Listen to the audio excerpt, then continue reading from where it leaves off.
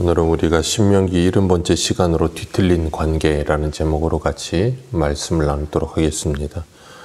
하나님은 하나님의 백성들을 구원하시고 그들에게 거룩을 요구하십니다. 이스라엘 백성들이 출애굽하고 난 후에 하나님께서는 레위기에서 그들을 향해서 내가 거룩하니 너희도 거룩하라 하셨습니다. 하나님은 이스라엘 백성들을 출애굽시키는 것 자체가 거룩을 위해 애굽에서 그들을 데리고 나오신 거예요. 하나님께서 오늘을 살고 있는 우리들을 세상 가운데서 불러내실 때 에클레시아, 헬라어로 교회를 그렇게 부르는데 에크해서 레시아, 세상 가운데서 불러내셨다 그거예요. 세상 가운데서 불러서 구별하신 이유는 거룩하게 만드시기 위해 우리를 구별하셨다는 겁니다. 그렇기 때문에 우리가 이 땅을 살아가면서 거룩한 삶, 그리고 성결한 삶을 사는 것이 참 중요해요. 우리는 그리스도의 신부로 단장되어지고 있는 중이기 때문에 우리의 이 외적인 그리고 내적인 모습이 거룩을 향해 나아가야 되는 것입니다.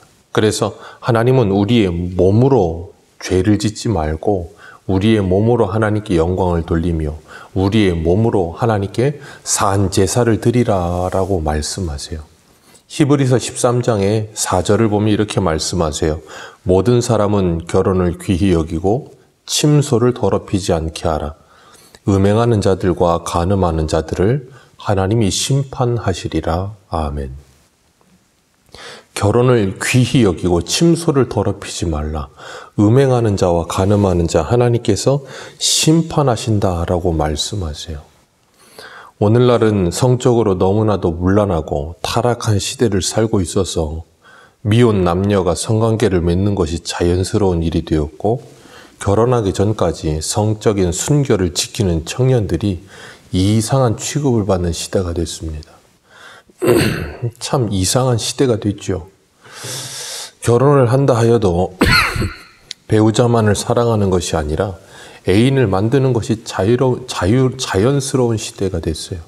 오히려 결혼하고 애인이 없는 사람은 바보 취급을 받는 시대가 됐습니다. 정말 이 땅이 거의 동물의 왕국과 다름이 없는 시대가 돼버렸어요. 짐승과 사람의 구분이 없는 시대. 결혼을 귀히 여기지 않고 침소를 더럽히며 음행과 간음을 일삼는 시대, 하나님의 심판을 받는다라고 분명히 말씀하셨습니다. 그런데 그 말씀을 두렵고 떨림으로 듣지 않고 가볍게 여겨요. 우리는 이 하나님의 말씀을 두렵고 떨림으로 받아야 될 줄로 믿습니다. 오늘 본문을 보면 어떤 남자가 아내를 취하여 동침합니다. 이제 결혼 생활을 해요. 그런데 결혼 생활을 시작했는데 신혼 초에 아내가 마음에 들지 않는 거예요. 그래서 모함을 합니다. 그러면서 비방하기를 처녀의 흔적이 없다. 이 여인은 처녀가 아니다라고 모함을 하는 거예요. 그러면 그 모함을 당한 여인의 아버지가 이 여인을 위해 그 누명을 벗기는 일을 합니다. 어떻게 하는가 하면 17절 말씀 같이 읽습니다. 시작.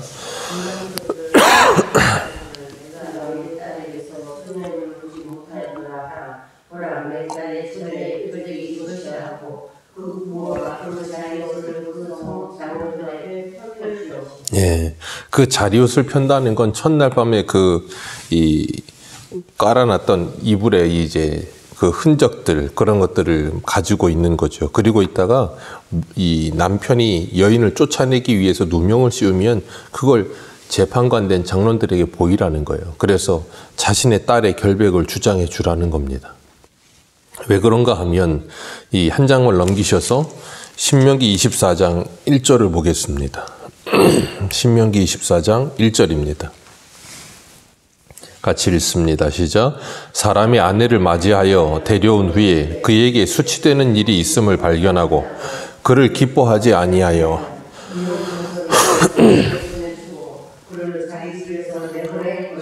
아멘. 여기 보면 수치되는 일이라는 이 단어가 굉장히 애매한 거예요. 그러니까 이거를 코에 걸면 코걸이, 귀에 걸면 귀걸이가 될 수 있습니다. 왜냐하면 간음한 이유 외에는 이혼할 수 없거든요. 그런데 간음한 여인은 돌에 쳐 죽여야 합니다. 그런데 여기 보면 이혼 증서를 써보낸다는 말은 간음하지 않았다는 거예요. 그런데 수치되는 일이 있다는 겁니다. 이걸 이제 마음대로 해석을 하는 일이 일어나는 거예요. 그러니까 여인이 마음에 들지 않으면 뭐든지 꼬투리를 잡아 수치가 된다 그렇게 해버리는 거예요.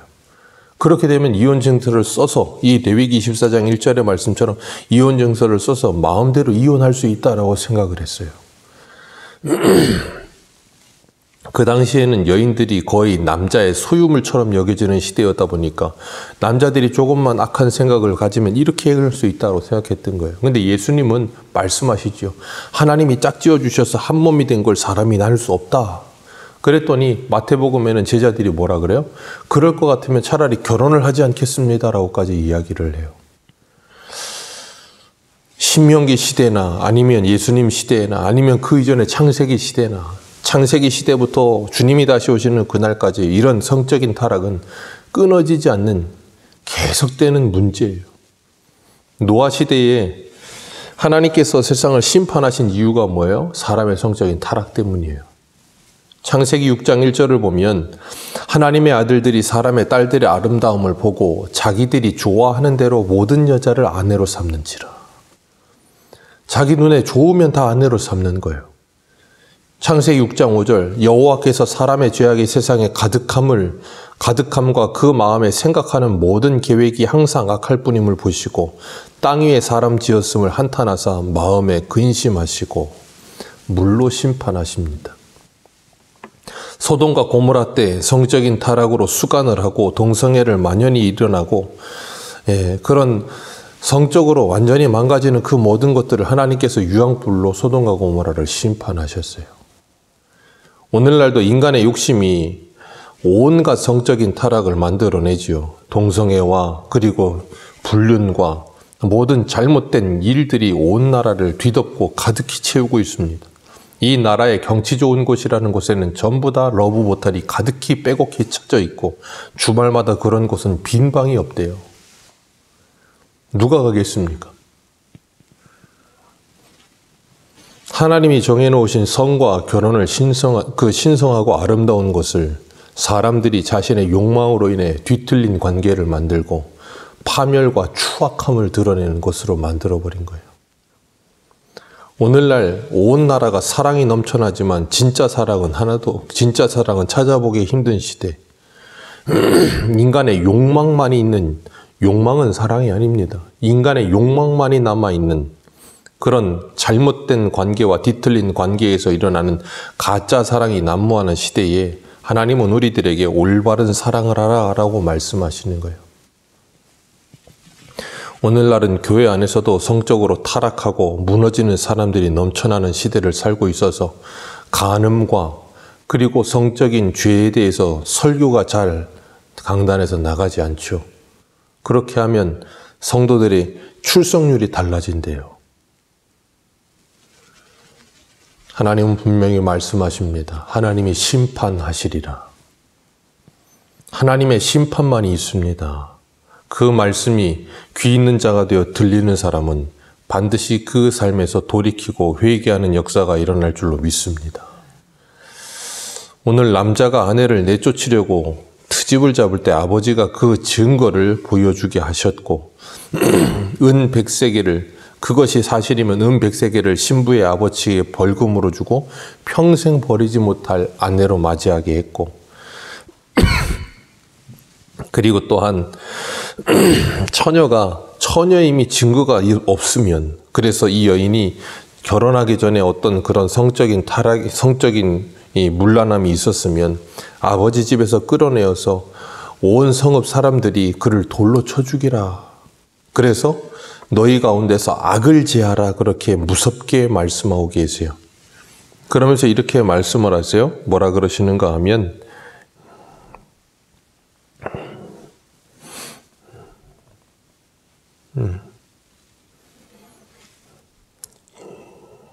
26절 같이 읽겠습니다. 26절입니다. 시작.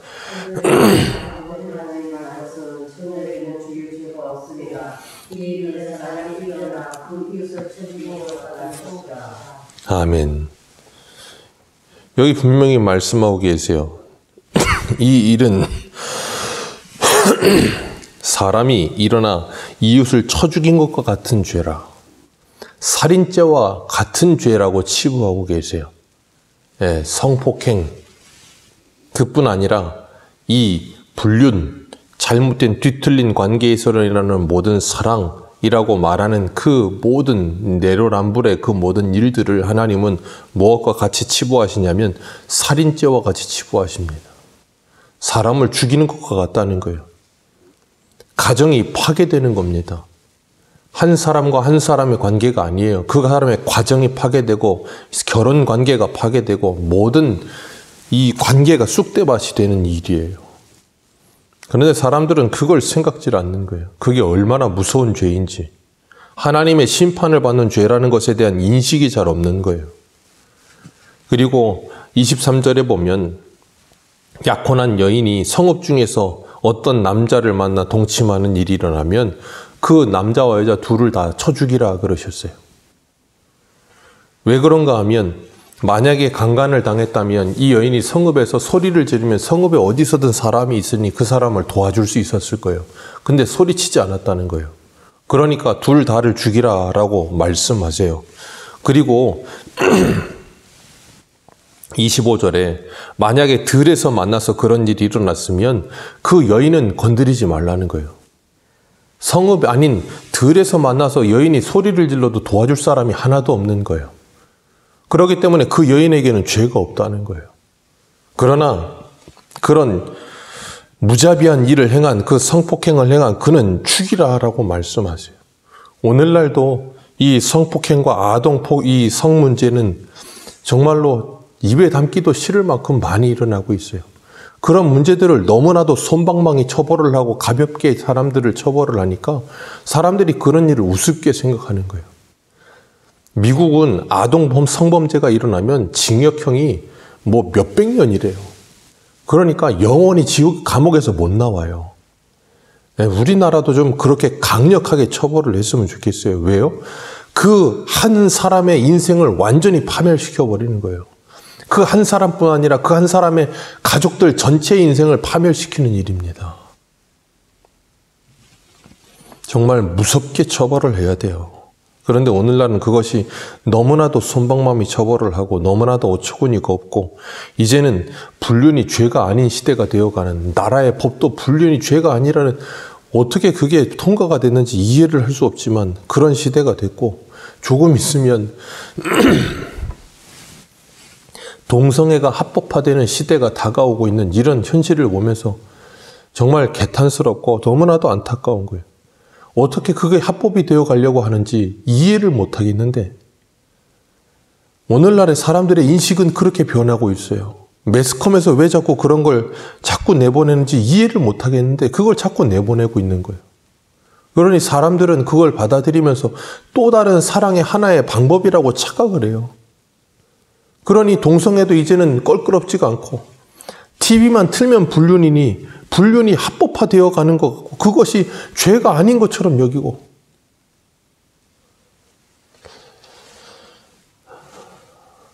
하나님은 분명히 말씀하세요. 하나님이 심판하신다라고 말씀하세요. 예수님은 마태복음 5장 28절에 이렇게 말씀하세요. 여자를 보고 음욕을 품는 자마다 이미 간음하였습니다. 하나님께서 구약에서는 행동을 말씀하시는데 신약에 와서는 그 마음과 생각으로 품는 것도 간음이고 죄다라고 말씀하세요. 그러니 하나님의 심판에서 자유로울 수 있는 존재는 없어요. 그렇기 때문에 우리는 모두가 다 누가 필요해요? 예수 그리스도가 필요한 거예요. 요한복음 8장에 보면 현장에서 간음하다 잡혀온 여인에 대해서 예수님께서 사람들에게 너희 중에 죄 없는 자가 먼저 이 여인에게 돌을 던지라 하시고 땅에다가 글씨를 쓰십니다. 사람들이 다 가고 난 후에 예수님께서 말씀하세요. 여자여, 여자를 보시고 너를 정죄하는 그들이 어디 있느냐 하시고 아무도 없다고 하니까 예수님께서 나도 너를 정죄하지 아니하노니 그 다음이 중요해요. 다시는 죄를 범치 말라. 다시는 이와 같은 죄를 범하지 말라는 거예요. 오늘날도 정말 이 불륜공화국이 되어 있고 동물의 왕국이 되어가고 있는 이 시대에 하나님은 우리들에게 말씀하시는 거예요. 내가 혹 그런 죄를 저질렀다면, 그리고 그것이 죄라는 걸 깨닫고 회개하고 돌이키게 되었다면 주님 우리에게 말씀하세요. 다시는 그 죄를 범하지 말라. 오늘 이 말씀은 우리들에게 너무나도 심각하게 다가와야 하는 말씀입니다. 그리고 그 말씀이 우리에게 정말로 들려진다면 이제는 우리가 그리스도의 신부로 이 땅을 살아가면서 우리의 신랑 되신 예수 그리스도를 만나기 위해 준비되어져야 돼요. 영적으로, 육적으로 준비되어져야 돼요. 동물의 왕국을 살던 인생이 이제는 하나님의 나라를 살아야 되는 거예요. 그리고 결혼을 존귀히 여기며 가정을 아름답게 만들어가며 자녀들을 성적으로 타락하는 이 시대에서 거룩하게 지켜가며 믿음으로 지켜가면서 나와 내 가정과 교회와 이 사회를 하나님의 나라를 만들어가는 복된 하나님의 사람들 되시기를 주님의 이름으로 축복합니다. 기도하겠습니다.